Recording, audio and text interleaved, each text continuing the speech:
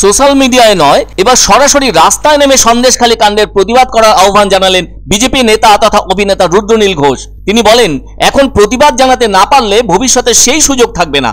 আপনার বাড়ির মা, বোন এবং বউ পিঠেপুলি বানাতে মাঝরাতে তৃণমূল পার্টি অফিসে পৌঁছে যাবে। তাই নিজের পরিবারের মহিলাদের মান সম্মান রক্ষা করতে পথে নামার আহ্বান জানালেন রুদ্রনীল বাবু। তিনি বলেন, এখন ঘরে বসে ফেসবুকে ঝড় তোলার সময় শেষ হয়েছে। তিনি আরো বলেন, সাংবাদিকদেরও রাস্তার ধারে জমির লোভ ছেড়ে প্রতিবাদ করতে হবে, সত্য তুলে ধরতে হবে, কারণ সাংবাদিকদেরও ছাড়া হচ্ছে না। বাংলাকে তৃণমূল কংগ্রেস শেষ করে দিতে চাইছে। মুখ্যমন্ত্রী মমতা ব্যানার্জি সরকারি ও রাজনৈতিক মঞ্চ থেকে বলছেন, গ্রামে গ্রামে অনুব্রত মণ্ডল তৈরি হবে। এখন দেখা যাচ্ছে গ্রামে গ্রামে শেখ শাহজাহানরা তৈরি হয়েছে। শুধুমাত্র রেশন কেলেঙ্কারি তদন্তে নেমে সন্দেশখালীর মতো এত বড় একটা ঘটনা প্রকাশ্যে চলে এলো। আগামী দিনে আরো গ্রামে ঘুরলে আরো অনেক ঘটনা সামনে আসবে। রুদ্রনীলের আশা, মানুষ এবার রুখে দাঁড়িয়েছে। তৃণমূলের দিন শেষ। আইসিইউতে চলে গেছে তৃণমূল সরকার। স্যালাইনের ড্রপ দিয়ে বাঁচিয়ে রাখা হয়েছে, আর ওই স্যালাইনের ড্রপগুলি হলো মানুষের চোখের জল। এখন ফলমূল নিয়ে গিয়েও কোনো লাভ নেই। তৃণমূলের পতন অনিবার্য। নদিয়া জেলায় চায় পে চর্চা অনুষ্ঠানে এসেছিলেন বিজেপি নেতা রুদ্রনীল ঘোষ। সেখানেই তিনি সাংবাদিকদের মুখোমুখি হয়ে এ কথা বলেন। তার দাবি, সন্দেশখালীতে শেখ শাহজাহান একটি নাম নয়, এটা একটা তৈরি করা সিস্টেমের চরিত্র। সারা বাংলা জুড়ে হাজার হাজার এমন চরিত্র রয়েছে, এগুলোকে তৈরি করেছেন মুখ্যমন্ত্রী মমতা ব্যানার্জি। তৃণমূল নেতারা এখন দাপিয়ে বেড়াচ্ছেন, পুলিশ না দেখে না দেখি করে রয়েছে। বাংলায় চোরদের পুলিশ স্যালুট করে বলে দাবি করেন রুদ্রনীল ঘোষ।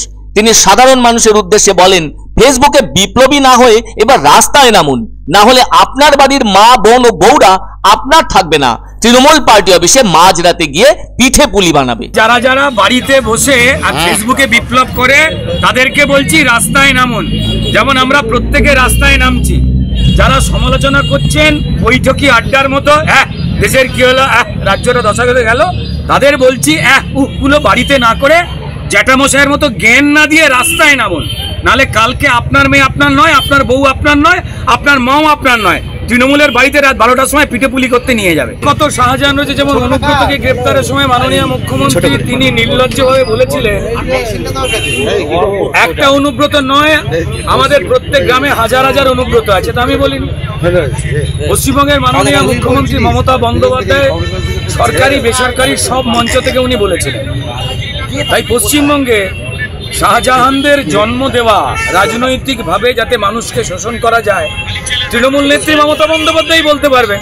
তবে আমার মনে হয় ওদের পার্টি অফিস মোটামুটি ঘুরে দেখতে পারেন, অনেকগুলো শাহজাহান পেয়ে যাবেন। বাইরে আলাদা আলাদা ডাকলাম। দেখুন, তৃণমূল বেসিক্যালি আইসিইউতে ঢুকে গেছে। আপনি গেছেন ন্যাশপাতি নিয়ে দেখা করতে, পেশেন্ট কি আর বাঁচে?